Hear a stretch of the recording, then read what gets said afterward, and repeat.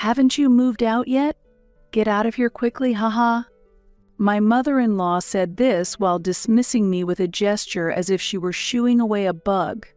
Standing next to her, Anna looked triumphant. Behind them, I could see Kyle looking worried, watching us. You don't have to rush her like that. Just go quickly, Anna said, holding back her laughter, and Kyle looked sad. I smiled at him and glared at my mother-in-law and Anna. It's okay. I will leave in 2 hours. Oh, really? Then hurry up and pack your things. Michael, my ex-husband, also spoke with a nasty smile after hearing my words. Why did I ever marry this man? As I was thinking this, an email arrived on my phone. Ah, my ride seems to have arrived, so I will take my leave. The message stated that my ride had arrived. I grabbed my belongings and quickly left my in-laws' house. Thank you for coming to get me. As I got into the luxury car parked outside, Michael and my mother-in-law were visibly surprised. Hey, what's with this luxury car? I am Hillary Stone, a 27-year-old female entrepreneur. Ever since I was young, my dream has been to start my own design company. Hillary, you are really good at drawing. Yes, I want to design various clothes. I always love to draw, especially girls. I would think about what colors and clothes would make them look cute as I drew. I want to study design more professionally. Eventually, I became interested in design itself and decided to go to a design school. There, I met many inspiring people and one particular person. I really like your designs, Hillary. I want to draw designs like yours, said Erica Parker, a daughter from a major design company. Thank you. I love your designs too. Really? I'm happy to be recognized by you, Hillary. Erica, you're studying business as well, right? That's impressive. Erica was learning business knowledge from her father while studying design. I respected her and was glad we became friends. Hillary, I feel that you have a talent for management too. Shall we study it together? One day, Erica offered to study business management with me. In the process, I started to aspire to have my own company. After graduating, I trained under her father's guidance. He was a mentor to me. Hillary, you'll be fine. From now on, just try and do what you want to do.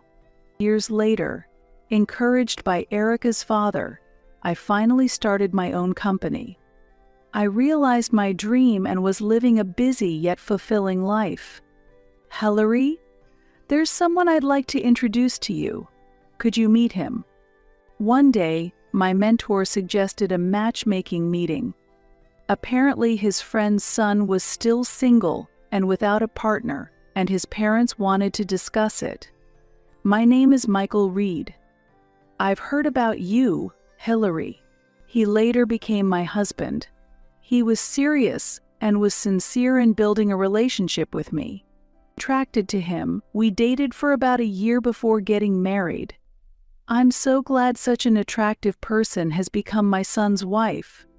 My mother-in-law warmly welcomed me and wholeheartedly celebrated our marriage. According to Michael, his father had left home a few years ago. Afterwards, I was supposed to be enjoying balancing work and family. One day, I got a call from my mother-in-law. I had received a call from my mother-in-law while at work. I was in an important meeting and hadn't noticed the call. That day was particularly busy, and I had no time to call back. I'm probably going to get scolded. After finishing work, I sighed and made the call. You finally called back. I've been waiting. I'm sorry, I couldn't leave work. Well, that aside, I have something important to discuss. Usually, she would complain, Why didn't you answer the phone, or you should return calls sooner? But today, she moved on to another topic smoothly. Feeling a bit anxious, I listened to her. Actually, I need some financial support. Surprised by the sudden request for money, I was lost for words and could only utter, "Huh." During that pause, my mother-in-law started to state her case. It seems Anna, Michael's sister, had divorced and returned to her parents' home. So, the household finances have become strained. Is that so? Not just Anna, but her 3 children are also here, my mother-in-law muttered. Hearing this situation, I internally struggled. As a business owner, I can afford to offer some support, but being family doesn't mean I should readily give financial help when we aren't that close. You're not going to abandon us, are you? I didn't think you were such a cold daughter-in-law. Perhaps sensing my hesitation, my mother-in-law suddenly raised her voice. I sighed. I'll discuss it with Michael and decide, so please wait. Despite feeling fed up, I responded that way. Before our marriage, my mother-in-law was a very nice person. However, since getting married, her interference has become too much. Are you taking good care of Michael? Aren't you neglecting household duties to work all the time? I receive messages like this every day. Honestly, these kind of conversations were very troublesome while I was busy being a president. That's why I once clearly told her, "I'm sorry, but I'm busy with work. I'm also running a company. A woman's job isn't that big of a deal. Listen properly to what I'm saying." When I argue back, she gets angry with her own interpretations. My mother-in-law doesn't believe that I'm a president. She seems to think that I'm just doing clerical work or menial tasks. I actually have a significant role as a president. "What are you talking about?" Michael might be, "but you can't possibly be a president." Don't lie. Even when I argued back clearly, I was met with such responses. My mother-in-law didn't believe a word I said and treated me like a bad daughter-in-law who lied. Now, she was saying, "You're not doing a proper job, and you don't help around the house. So, at least provide some support. I'll talk to Michael about it." I told her again and forcibly ended the call. Honestly, even after discussing it with Michael, the outcome was clear. To suppress my anxiety and stress, I left out a loud sigh. "Hey, I got a call about the support from your mother." That night, I immediately consulted Michael about his mother's request. "So I see. Well, I'll leave it up to you." His response was cold. His attitude has changed after marriage. He used to be a kind person who would listen to anything I said, but now he barely listened at all. Anna came back home after her divorce. Huh. Anna. When I mentioned his sister's name, he suddenly shuddered and looked at me. "Did you just say Anna?" "Huh?" "Yes, your mother mentioned Anna." Surprised by Michael's reaction, I nodded. "We're not short on money, so maybe it wouldn't hurt to help out a little." Until now, Michael had always shown no interest in my desires, simply saying, "Do whatever you like." However, as soon as he heard the name Anna, he began to listen seriously. I didn't like that. "If you say so." Well, maybe just a little. But I was glad that Michael had finally listened to me for the first time in a while. I earn a decent amount as a president, but I can't give too much. The moment she asked for support, I had a bad feeling. "Thank you." "So how about $3,000 a month?" $3,000? That's a bit much. For now, I'll send $1,000. $1,000. Well, it's better than nothing. Thus, I decided to provide support of $1,000 per month. That amount seemed manageable, as it wouldn't require major changes to our lifestyle. Just when I started providing support. "Who is this number from?" I received a call from an unknown number. I was suspicious but thought it might be a business contact, so I answered. "You finally picked up. What were you thinking? Making me wait? Sorry, may I know your name?" "It's me, Anna." The call was from my husband's sister. She probably got my contact from her mother. It would have been nice to get some explanation, though. "So, what can I do for you?" "Oh, right. Thanks for the support." It seems she called to express gratitude for the support. But isn't $1,000 a bit little? Even though it was said jokingly, it irritated me. Is this the attitude of someone receiving support? If you're dissatisfied, I can stop the support. What's that? You have such a small heart. Are you telling me to let my children starve? That's terrible.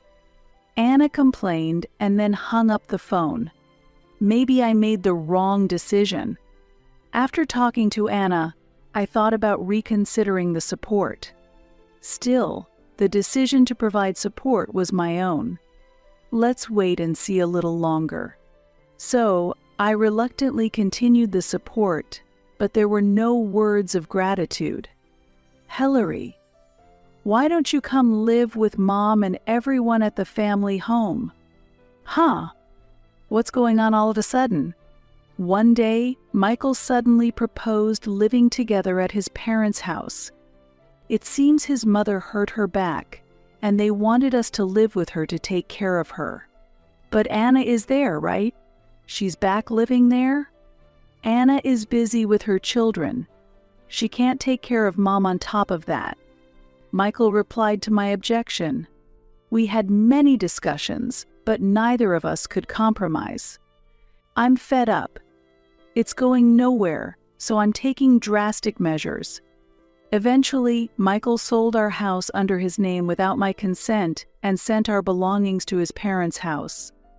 As a result, we ended up living together at his parents' house. Get to the housework quickly. Right. Since you're staying here, at least be useful. Both my mother-in-law and Anna treated me like a servant, using me whenever it suited them. While I was at home, they would command, "Clean the room, make this because I want to eat it." If I came home late from work, they would say, "What are you doing out so late? Really unclean." And they would mutter these sarcastic comments day after day. This sarcasm added to my exhaustion from work and housework, pressing down on my spirit. I'll help you. In such circumstances, the one who helped me was Kyle, Anna's son. He helped me secretly, so that Anna and my mother-in-law wouldn't notice. Why are you being so kind to me? Actually, when I asked, he reluctantly told me the truth. My father's name is Michael Stone. Michael as in? Wait, you mean? Yes, she's not his sister. In fact, Anna was not Michael's sister but his mistress. They had known each other since their student days, and it turned out that Kyle and his siblings were indeed Michael's biological children. You're kidding. Shocked by the truth he revealed, I was left speechless. Soon, anger filled that void. They have completely scorned me. I couldn't let this go. Resolved, I began to take action. After making preparations, I presented Michael with divorce papers saying, "I want a divorce." What's this all of a sudden? I know everything. About you, Anna, and Kyle and the children. Watching him react indifferently, I felt I might no longer mean anything to him. That's good, isn't it? You don't need such a useless wife. That's right. Michael has me, so she's no longer needed. As Michael was about to say something, my mother-in-law and Anna cut in. Encouraged by their words, Michael signed the divorce papers. And thus our divorce was finalized. Come on, you better leave soon. While getting the divorce papers ready, I called someone to prepare to leave the in-laws' house. I had prepared in advance, so I could move out that very day. So I planned to leave as soon as possible. My mother-in-law watched with a mocking laugh. Haven't you moved out yet? Get out of here quickly, haha. My mother-in-law said this while shooing me away as if swatting a bug. Standing next to her, Anna, the mistress, had a triumphant expression. Behind them, I could see Kyle looking worried, observing the situation. You don't have to rush her like that. Just go quickly, Anna said, holding back laughter, and Kyle looked sad. I smiled at him and glared at my mother-in-law and Anna. It's okay, I will leave in 2 hours. Oh, really? Then hurry up and pack your things. Michael, my ex-husband, also spoke with a nasty smile after hearing my words. Why did I ever marry this man? As I was thinking this, a message arrived on my phone. Ah, my ride seems to have arrived, so I will take my leave. The message stated that my ride had arrived. I quickly left my in-laws' house with my belongings. Thank you for coming to get me. As I got into the luxury car parked outside, Michael and his mother were visibly surprised. Hey, what's with this luxury car? With their astonishment behind me, the car started to move. It really has been tough, hasn't it? The voice from the driver's seat was my friend, Erica. I had been confiding in her for a long time. You should stay away from that family. She had been advising me this for a while, and when I told her I filed for divorce, she immediately said, I'm on my way. It usually takes 2 hours to cover the distance, but she arrived in minutes, so maybe she had been waiting nearby. Now is the time to start things going, Hillary. Show them what you're made of. Of course. I'll make them regret this. She expressed her anger towards Michael and the others as if it were her own. While thanking such a friend, I shared my plans with her. For now, is it okay if I stay at your house as planned, Erica? Of course. I would be staying at her house from now on. Erica's residence was much larger than where we had lived before, or the in-laws' house. So even with me moving in, there was plenty of room. Your house really is spacious, Erica. Though I also run a company, standing in front of her family home, which has been passed down through generations, makes me feel the difference in class. You must be Hillary Stone. As I was lost in thought in front of the luxurious house, a man approached me. Let me introduce you. This is Fred Owen. He's a distant relative of mine. He is Erica's relative and a lawyer. I would be seeking his help with claims for damages and other legal support. Erica has told me a lot about you. I look forward to working with you. Rest assured, we will definitely win. Encouraged by his confident response, I smiled back. And we immediately started taking action. First, we would demand compensation from Michael and Anna.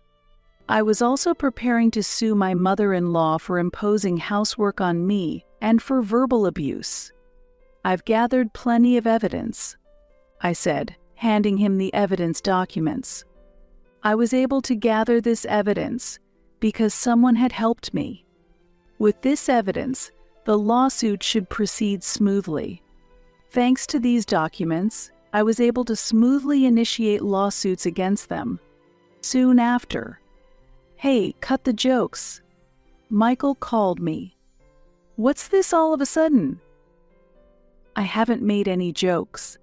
I received the lawsuit. What is this supposed to mean? What do you mean? It's obviously the consequence of your adultery. He must have thought he could divorce without any accountability. I smiled over the phone and replied to Michael, "Don't worry.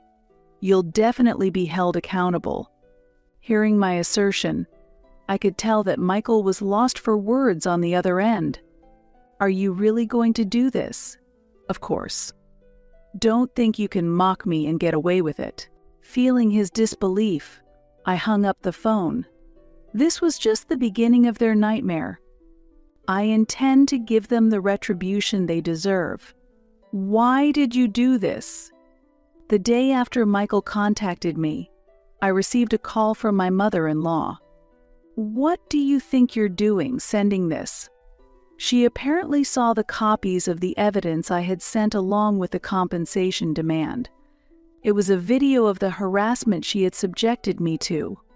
This evidence was sufficient to proceed with the lawsuit, and it was clearly filmed by a third party. "This footage is impossible.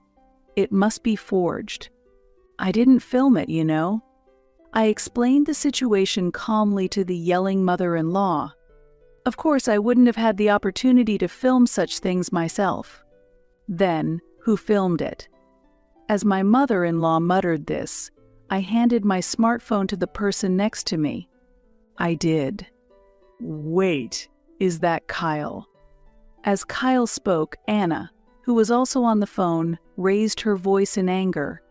It seemed she was there too. "Why are you there?" Kyle had brought his brothers to this house as well.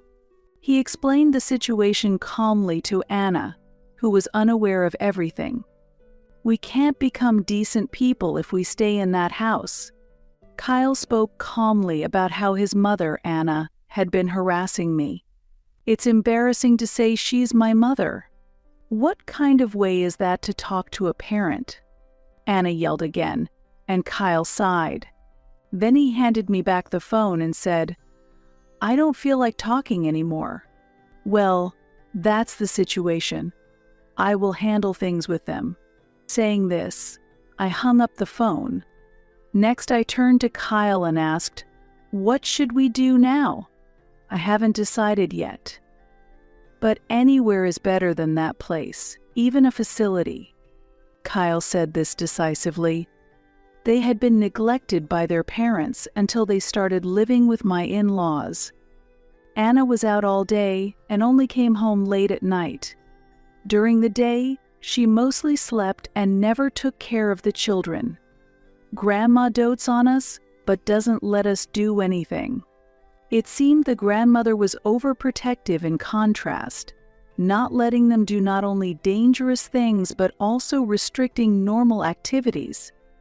When they tried to study, boys should be outside playing, they were told, and sent out. And when they wanted to play outside with friends, "It's dangerous. Don't go out alone," they were stopped.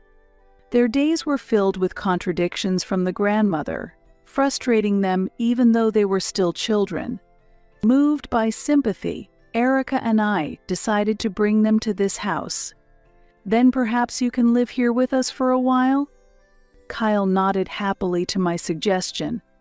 Afterward, we reported their situation to the Child Welfare Office and sought advice. As a result, Anna and the others were stripped of their parental rights. Then, let's raise them in our home. It was Erica's father who suggested this.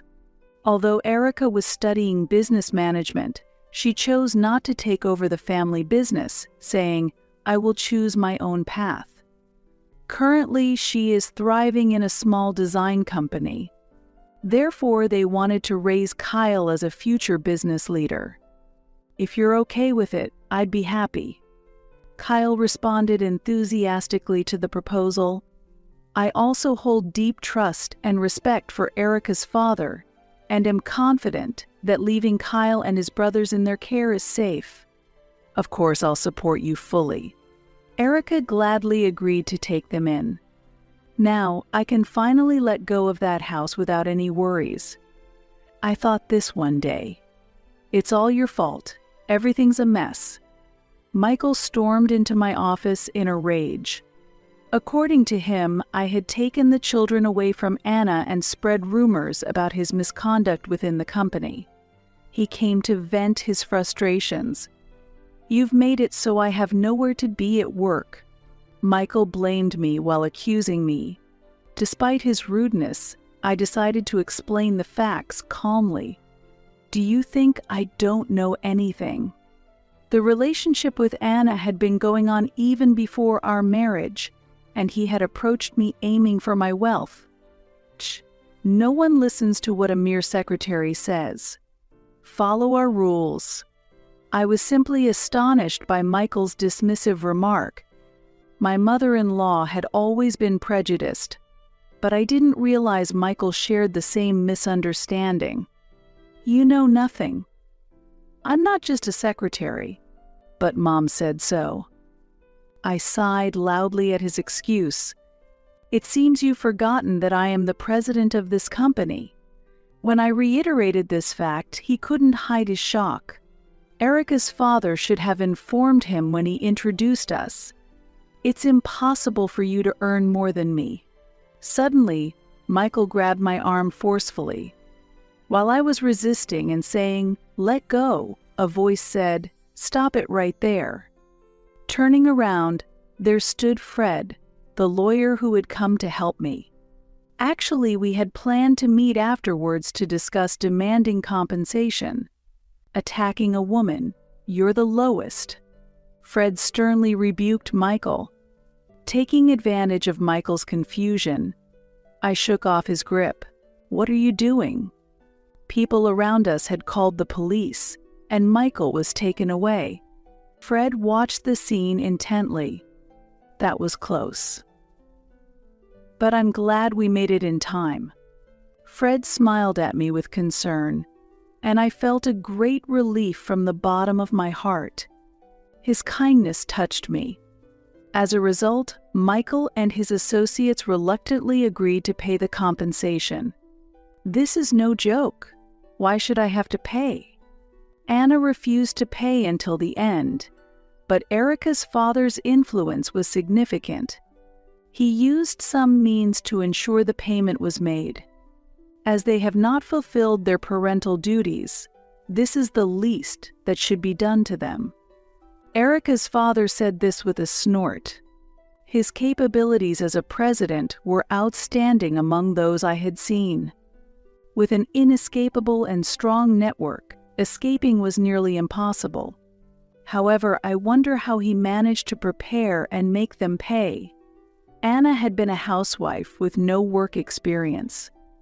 They were barely maintaining their livelihood with my support and Michael's income. My father helped her find a job. According to Erica, her father found a job for Anna, although it was in a harsh working environment. For me, getting the compensation paid was a priority, so Anna's future was irrelevant. What about the ex-husband? Michael is paying properly. Michael had been detained by the police once. Though he was released soon as there was no direct violence, it seems his arrest record leaked to his workplace. Actually, Michael's reputation was never that good to begin with. He was the type who cleverly deceived people and had tricked many, but some of the smarter colleagues had realized his true nature. When our divorce became public, Michael's true nature started to be exposed. That's why some people were saying they always felt a dangerous vibe from him. As a result, the way people saw him changed, and he ultimately chose to resign on his own. The compensation was paid from his severance. That's reassuring. By the way, Michael also paid the compensation for his mother in one lump sum.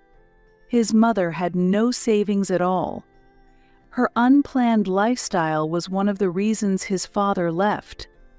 Even after her husband left, she continued to spend money recklessly. It seems she was secretly receiving money regularly from Michael without telling me, which she used to get by. Why did you let Anna stay with you in such circumstances? She just showed up one day and stayed? Anna was Michael's former lover but had married another man. It seems the children were fathered by another man, and she was kicked out of her home when this was discovered. Unable to return to her own family, she came to Michael's house for refuge. His mother liked Anna because she was cute and close in age to Michael. Moreover, accepting that Kyle and the others were Michael's real children was also a reason she accepted them. In the end, Anna ended up losing everything. It will be interesting to see how much she falls from here. I laughed in agreement with Erica's words. Months later. Hillary, it's been a while. Really? It's good to see you're doing well. I had a reunion with Kyle. It had been quite a while since we met because he had been taken in by Erica's father. My previous dad came to see me. Anna's ex-husband, who loved them even though there was no blood relation, had come to visit after being contacted by Erica's father. We can't live together, but he told us he considers us his precious sons. He already has a new family, but he promised to regularly visit Kyle and his brothers. That's great, Kyle. Yeah. Kyle's face was full of smiles, a far cry from the shadowed expressions he had shown in the previous home. Seeing his bright change, I too was genuinely happy. It's because you protected us, Hillary. Thank you so much. To his words, I smiled and responded, if there's anything, let me know anytime. Erica, watching this scene, also had a warm smile. Initially, Erica declared, I will raise the children. However, she was unmarried, and despite having a stable income, there were many barriers to adopting someone else's children. Therefore, her father ultimately decided to take the children. I'm going to be a worthy successor, Kyle said, respecting Erica's father. He was still young, but aware of his responsibilities as a successor, his eyes were shining. Erica and I listened to his story with affection. I'm really happy to see you so happy, Kyle. After talking with Kyle, I muttered thoughtfully. According to him, his brothers were also actively living with Erica's father. Relieved by such a report, I walked through the streets with a light heart. Hillary. Huh. As I turned around in response to a sudden voice, I saw a gaunt Michael standing there. You've changed a lot, I was surprised. I was wrong. Please, let me try again. Michael apologized and suddenly began to talk about his recent troubles. Since we parted, Hillary, it's been one disaster after another. He quit his job and ended up using all his severance pay and savings for the compensation payments.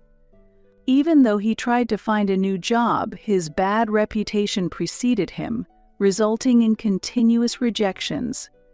In addition, my mother is still spending wildly, and I've ended up in debt. I coldly watched Michael with tearful eyes. Do you think just because I'm a president, I can solve your problems? I didn't mean that, but you must have a decent income as a president, right? Oh, according to you and your mother, wasn't I just a mere coffee-serving secretary? I said this sarcastically with a smile directed at Michael. Sorry, a coffee-serving secretary can't help with debts or provide assistance. Sort it out yourself. Hearing my words, Michael's shoulders slumped in disappointment. Taking the opportunity, I hailed a taxi and got in. Please go. I urged the taxi driver and left without further concern for Michael. That was the last I saw of him. Later, I heard through the grapevine that Michael had been caught by debt collectors and was put on a ship bound for a foreign country. His mother had fallen down the stairs and become bedridden. Karma, isn't it? Knowing their fate, I murmured this. Then, shall we get on with work today? Hillary, you tend to work too hard, so try to take it easy, Fred said with a gentle smile. We grew closer after that incident and are now happily married. Ah, That's right, today is. I know. You're meeting Erica, right? I continue to maintain an unchanged friendship with Erica, regularly dining together and deepening our relationship. But if you feel unwell, let me know right away. I'll come to pick you up. You're not alone anymore. Fred gently stroked my belly. We are expecting a baby with Fred. I couldn't think about children while I was with Michael, but now I feel truly happy to be expecting a child with Fred. Yes, I'll count on you if anything happens. Erica and Kyle have warmly congratulated us on the addition to our family. With their warm support, I am living happily day after day.